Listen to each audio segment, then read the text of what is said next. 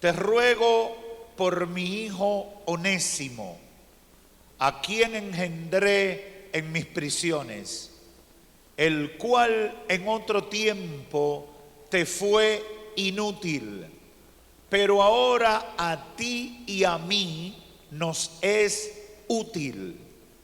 Te lo envío de nuevo. Tú pues recíbelo como a mí mismo. Yo quisiera retenerlo conmigo para que en lugar tuyo me sirviera en mis prisiones por causa del Evangelio. Pero nada quise hacer sin tu consentimiento, para que tu favor no fuera forzado, sino voluntario. Quizás se apartó de ti por algún tiempo para que lo recibas para siempre, no ya como esclavo, sino como más que esclavo, como hermano amado, mayormente para mí, pero cuanto más para ti, tanto en la carne como en el Señor. Así que, si me tienes por compañero, recíbelo como a mí mismo. Y si en algo te dañó o te debe, ponlo a mi cuenta. Pueden sentarse.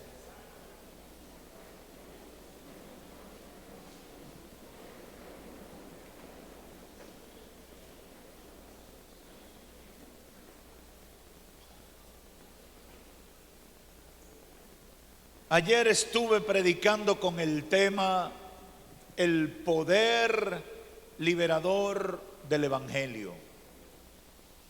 Y estuve haciendo énfasis en que la llegada del Evangelio a una vida y a una ciudad trae liberación de la pobreza, trae liberación de la presión espiritual, trae liberación de la esclavitud de los vicios y también trae liberación de todo lo que comprende la obra del pecado sobre la gente. Hoy tengo la encomienda muy parecida y es resaltando otro beneficio importante del Evangelio. Es el efecto del poder del Evangelio para la restauración de las vidas de las personas y de las ciudades o naciones donde el Evangelio toma y alcanza a muchos.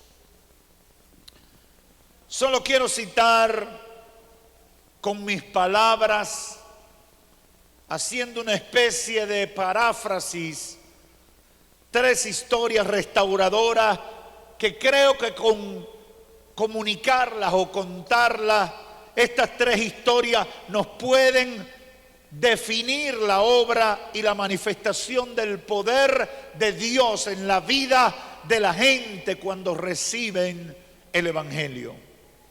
Y tengo la fe, por eso hemos orado, de que hoy, si tú eres un amigo, comiences a vivir el Evangelio, que es mucho más que una tradición religiosa. Como decíamos ayer, es mucho más que un concepto filosófico. Como decía Pablo, o como dijo Pablo escribiéndole a los romanos, el Evangelio es poder de Dios para salvación de la gente. Y eso parece, y quizás algunos que tenemos algunos años sirviéndole al Señor, parece que está de más decirlo porque se supone que todo el mundo lo sabe. Pero yo creo que es un mensaje vigente. El Evangelio no es una práctica religiosa. La gente lo entiende de esa manera porque es el concepto que la gente maneja. Pero el Evangelio, como dijo Pablo, es poder poder de Dios para salvación. Y cuando se habla de poder, el poder transforma, el poder trastorna, el poder cambia, el poder produce un efecto. El evangelio no pasa desapercibido o no está llamado a pasar desapercibido en la vida de la gente. El evangelio tiene que producir algo. El evangelio tiene que trastornar el imperio del diablo en la vida de la gente. Tiene que poner en fuga al espíritu inmundo que puede estar atormentando tu vida. Por eso muchas veces Satanás se molesta cuando predicamos el evangelio y se levanta todo tipo de oposición, porque él quiere mantenerse con el control, pero el diablo sabe que cuando llega el evangelio, a él solamente le queda una alternativa: irse y olvidarse de ese lugar. Quiero contar estas 3 historias. No sé con la que usted se va a identificar, pero creo que el poder restaurador del evangelio está explicado a través de estas 3 historias que con mis palabras yo quiero citar. La primera, escuche bien: una familia de clase media alta queda dividida por la inmadurez del hijo menor de la casa. Un muchacho que, teniendo todo en su casa, un día cualquiera decide que quiere conocer la vida, que quiere explorar cosas nuevas, y utilizando todo tipo de presión le pide a sus padres que le den la herencia que le toca de todos los bienes que ellos poseen. Con pesar, no por lo material, sino por el acto de ingratitud y la mala decisión que eso representaba, los padres le entregan la herencia. El muchacho, como todo un ignorante, se dedica a visitar casinos, participar en fiestas, discotecas, diversión y todo lo que le pasa por la cabeza, en compañía de muchos amigos de ocasión que ni siquiera tienen idea de lo que había costado obtener el dinero que el muchacho estaba desperdiciando. Esa familia se quedó devastada. Para ellos era incomprensible que, habiéndole dado todo en lo económico, en educación y amor de familia en su casa, ese muchacho se fuera de la manera que lo hizo. Los padres se preguntaban: ¿en qué nos equivocamos? ¿Qué nos pasó con este muchacho? ¿Qué nos pasó para que nos saliera tan malagradecido? Al cabo de un tiempo, y como era de esperarse, el dinero se le terminó. Y el muchacho quedó solo y abandonado por los amigos de parranda.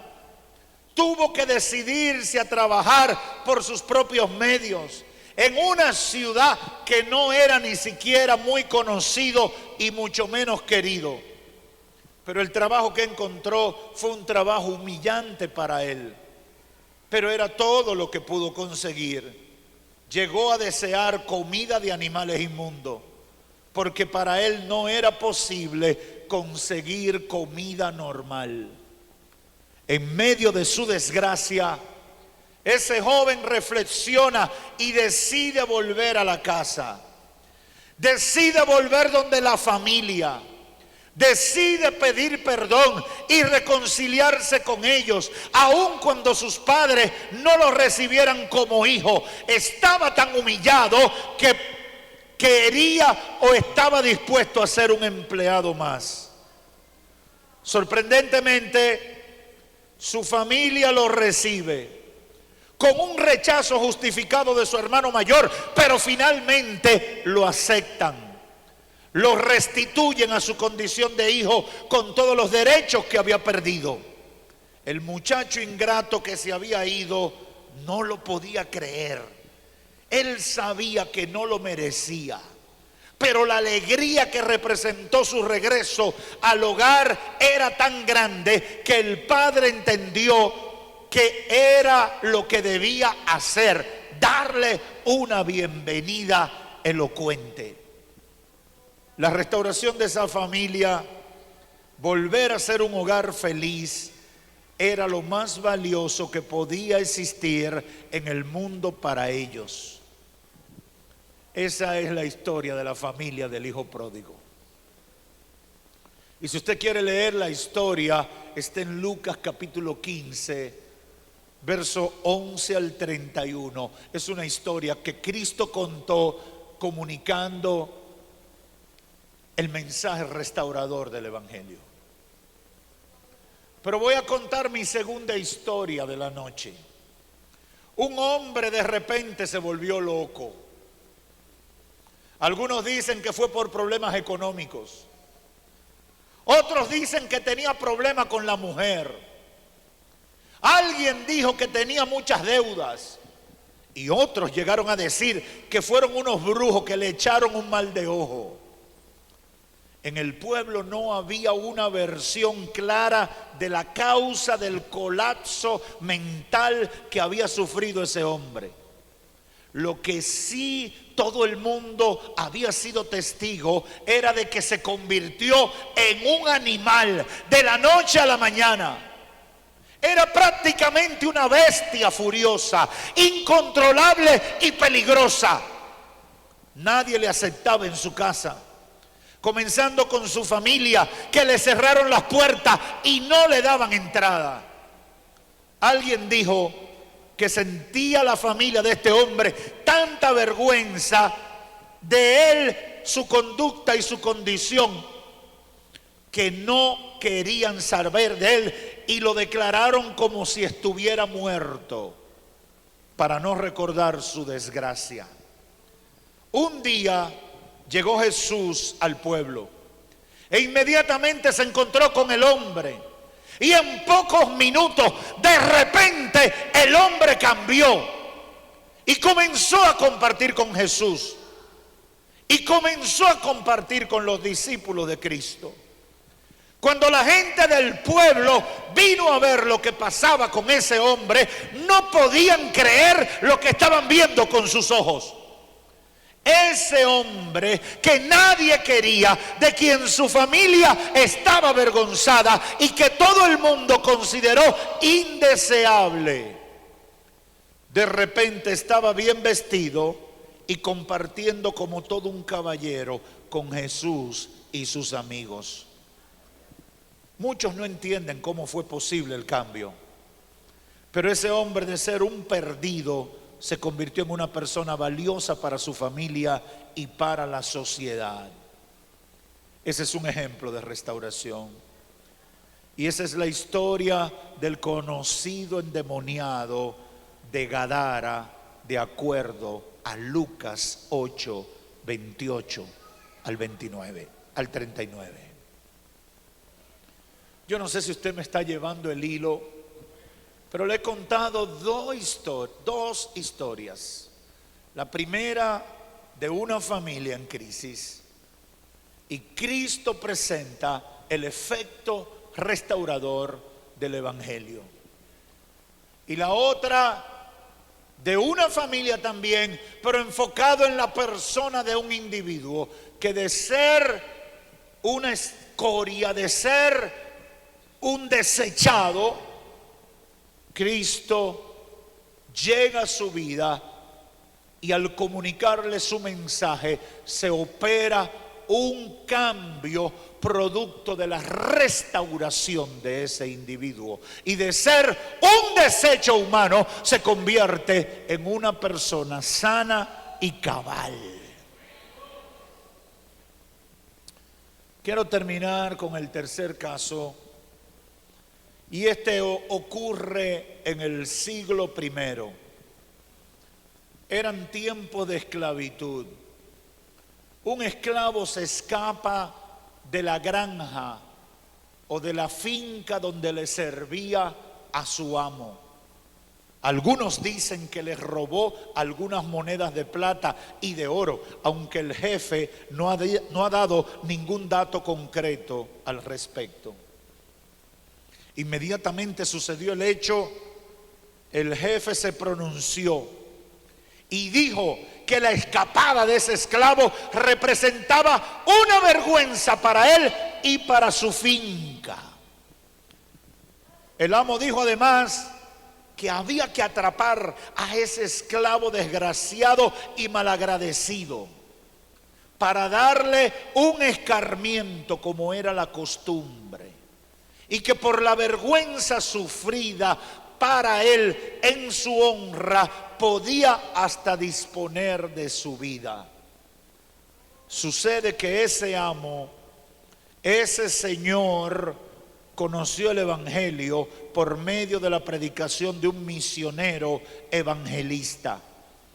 Aceptó al Señor Jesucristo y decidió comenzar a cambiar su vida. Tuvo que tomar decisiones, pero al pasar de los días sintió que ya era una nueva criatura. Experimentaba el gozo de la salvación. Tiempo después, ese amo, ese hacendado, recibe una carta del evangelista que fue el instrumento de Dios para su salvación y para conocer el evangelio. En la carta, ese evangelista, que era su padre espiritual, después de saludarle, le dice que ha encontrado a ese esclavo ingrato que se le había escapado y le había avergonzado. Y no solo eso, ese esclavo, al igual que el hacendado, también aceptó el mensaje del evangelio y había dado testimonio de una verdadera fe al mismo evangelista que le predicó a su amo.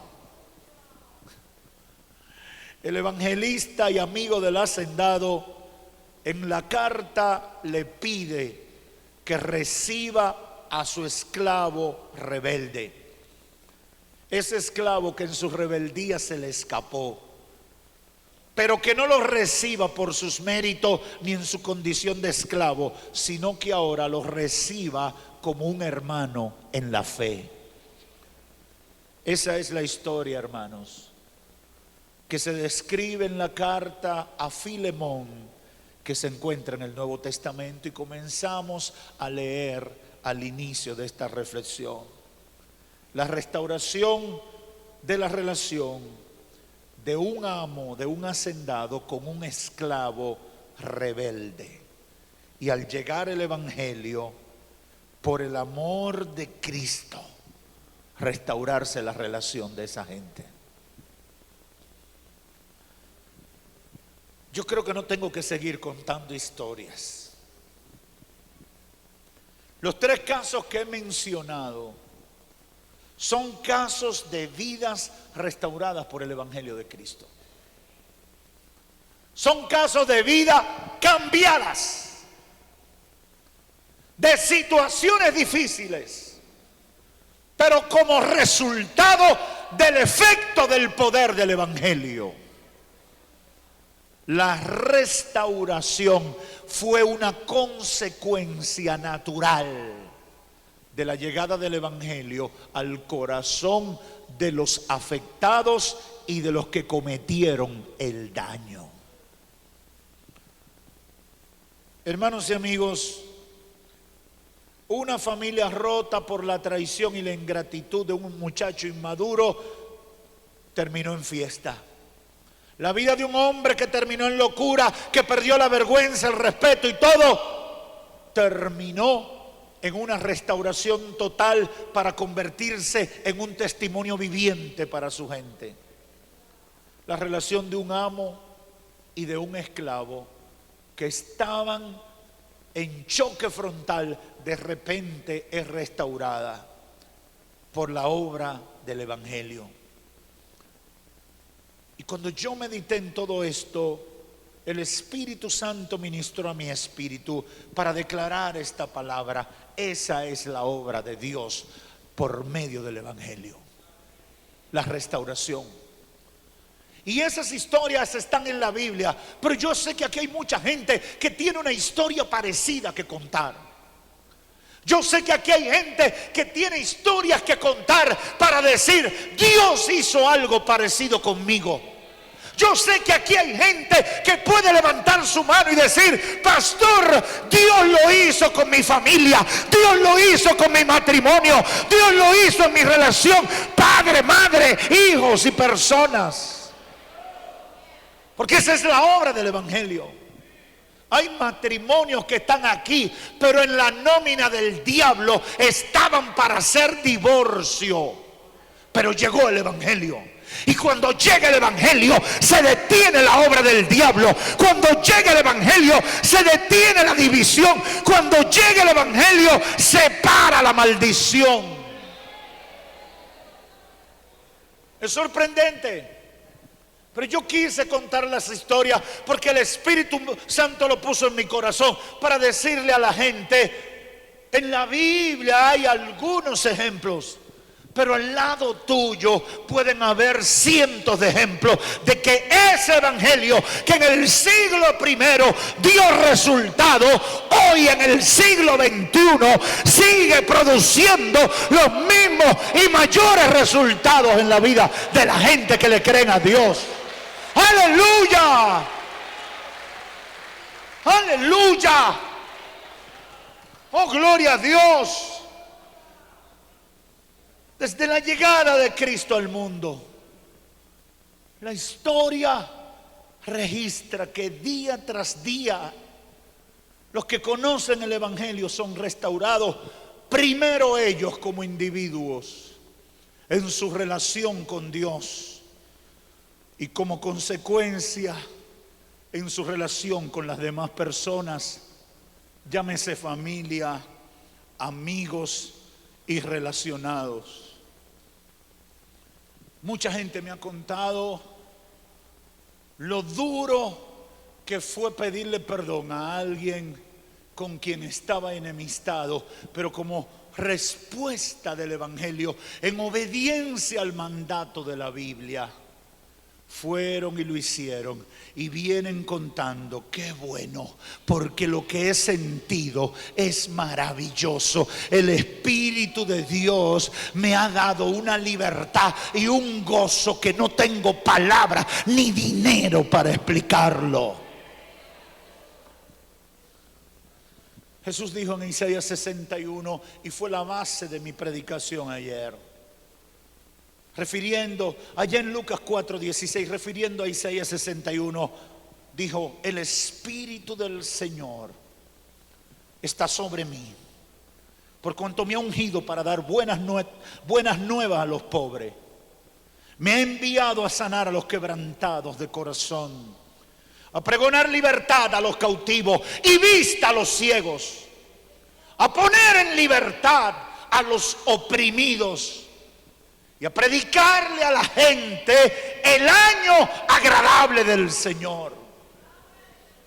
Y enrollando el libro, el pergamino del profeta Isaías, se lo dio al ministro y se sentó. Y todos los ojos en la sinagoga estaban fijos en él. Entonces comenzó a decirle: hoy se ha cumplido esta palabra delante de vosotros. A mí esta palabra me ha explotado en el corazón como una dinamita de bendición para la gente. El Evangelio no te pospone lo que Dios quiere hacer contigo. El Evangelio ejecuta lo que Dios quiere hacer contigo inmediatamente. Hoy se ha cumplido esta palabra. Cristo le estaba diciendo a sus oyentes: no vengo a hacerle promesa de político en campaña. No vengo a ofrecerle cosas que no pueden ocurrir. Vengo a decirle que el bien y la misericordia de Dios está fluyendo ahora para su vida. ¡Aleluya! Yo no sé cuántos pobres, yo no sé cuántos oprimidos, yo no sé cuántos quebrantados, yo no sé cuántos deprimidos hay aquí. Pero hay buena noticia. El poder restaurador del Evangelio está operando y solamente te separa de esa bendición un paso de fe, una decisión de fe. Quiero concluir con lo siguiente y decirle a los amigos y a las amigas que están aquí y a los que me escuchan por cualquier medio. Yo no sé cuáles son las pérdidas que has tenido en tu vida, pero el Espíritu Santo, cuando ministró a mi espíritu, claramente me indicó que aquí había gente, que aquí iban a estar presentes personas con pérdidas importantes en su vida,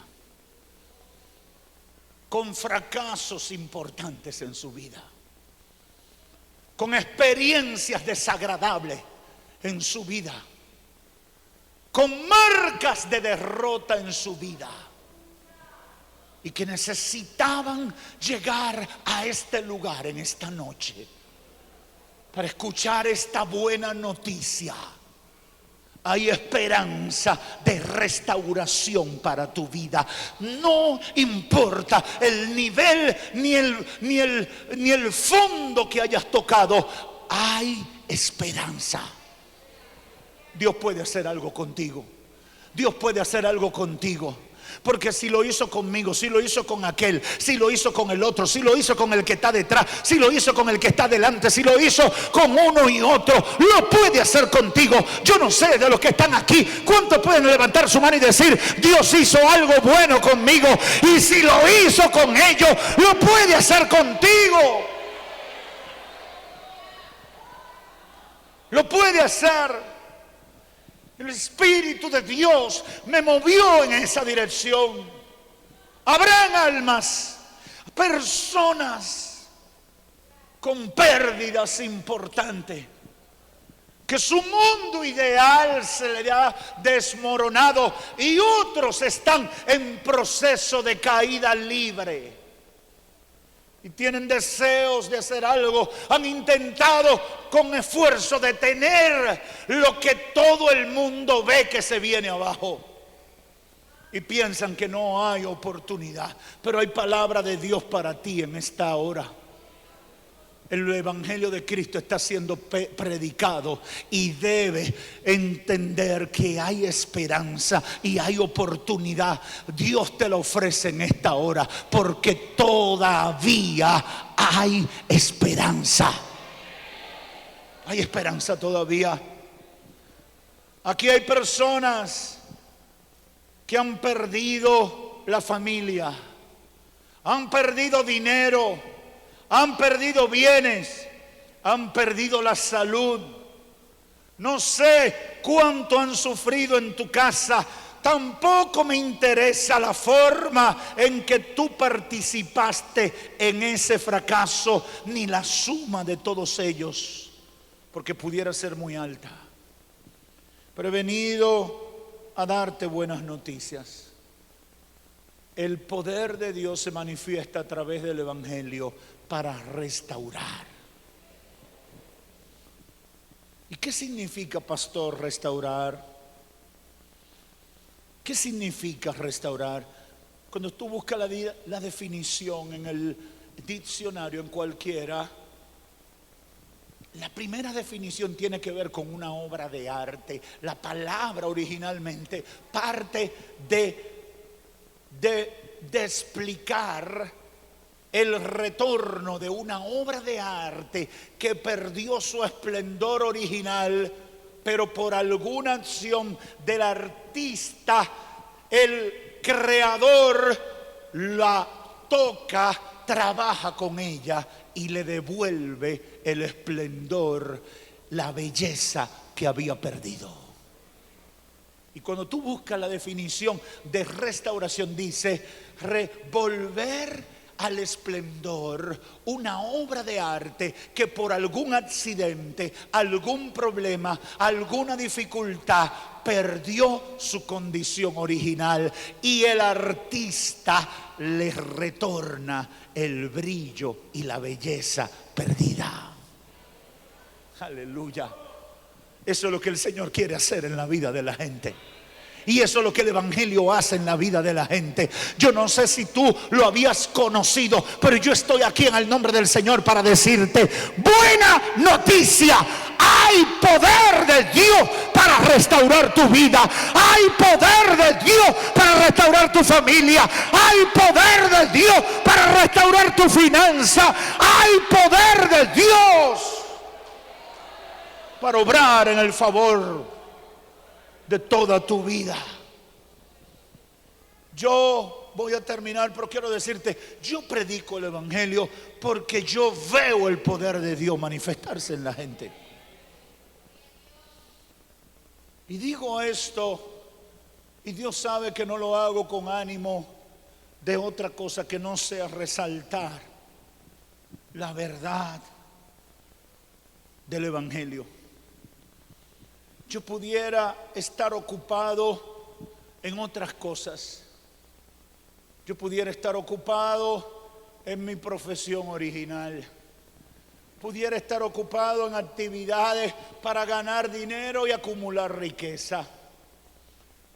Pero yo he descubierto un oficio que trae tanta satisfacción, porque no hay cosa más satisfactoria que ver el poder de Dios manifestarse en beneficio de la gente.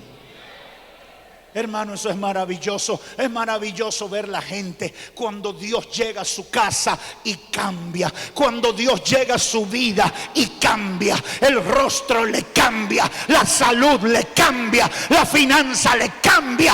Todo alrededor de su vida cambia para bien, porque esa es la obra del Evangelio de Cristo. El Espíritu de Dios está sobre mí, dijo Jesús. El Espíritu de Dios está sobre mí porque me ha ungido para llevar buenas noticias a los pobres, para predicarle el año agradable del Señor a los que están en prisiones de esclavitud, en opresión espiritual, en condición vergonzosa. Los 3 ejemplos retratan crisis en la vida de la gente. Los 3 ejemplos que citamos retratan condiciones, situaciones donde la vida del mundo lleva a la gente. Pero todos ellos tienen un elemento común. La buena noticia del Evangelio cambió el panorama que había en la vida. Y ese es el mensaje. Yo predico el Evangelio porque, como dijo Pablo, es poder de Dios para salvación. Hoy, amigo, amiga que estás aquí, no estás aquí por coincidencia. Dios te trajo. No estás aquí por accidente. Tú pensarás que fue un accidente, pero yo no tengo duda de que Dios te trajo. Y es para que reciba esta noticia. El Evangelio no es una religión ni una filosofía más de la que tú conoces. Es el poder de Dios manifestado en la vida de la gente cuando obedece el plan de Dios para su vida. Por eso mi consejo final es que si tú no has entregado tu vida a Cristo, no te vayas de aquí sin Dios en tu corazón, sin Cristo en tu corazón, sin tomar la decisión de darle una oportunidad a Dios en tu vida. Sería triste que, teniendo la buena noticia, la respuesta de Dios para ti, tú salgas de aquí igual como viniste. Hay poder en Cristo Jesús. Hay poder de Dios obrando en la vida de los seres humanos que decididamente obedecen al Señor. ¿Y por qué insisto en obedecer? Porque la gente quiere asumir el Evangelio muchas veces como el paganismo de donde vienen. Y quieren decir que son evangélicos o son cristianos, pero no practican el Evangelio. El Evangelio funciona cuando tú lo vives y lo practicas. cuando tú lo aceptas y lo pones en práctica, porque de otra manera sería un engaño más. Tú tienes que aceptar a Cristo y decidirte a vivir la vida que Cristo modeló para cada uno de nosotros. Yo te garantizo que terminarás diciendo lo que muchos me han dicho: lo único que lamento es no haberme convertido antes. Que Dios te bendiga. Gracias, Señor, por tu palabra.